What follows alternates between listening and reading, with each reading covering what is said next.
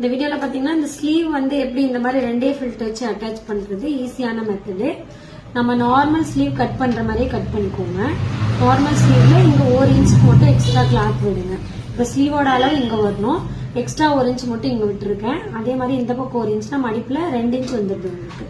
இப்ப என்னோட இந்த பார்டர் அளவுக்கு மட்டும் ஸ்டிச் போடுறேன்.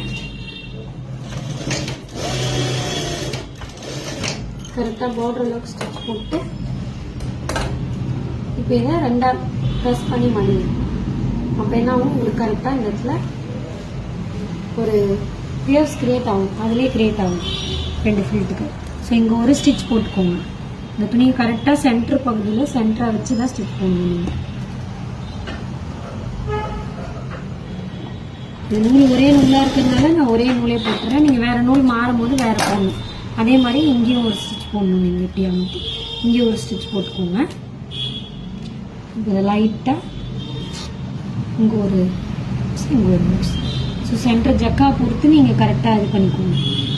அது மடிக்கிறது கரெக்டா வரும். இப்போ கரெக்டா வந்துருச்சு. அதே மாதிரி இந்த 2 ரெடி ஆயிடுச்சு உங்களுக்கு ஸ்லீவ். ஸோ இந்த மாதிரி ஸ்லீவ் ரெடி ஆயிடுச்சு பார்த்தீங்களா. இந்த வீடியோ உங்களுக்கு பிடிச்சிருந்தா நம்ம பேஜை ஃபாலோ பண்ணிக்கோங்க. தேங்க்யூ.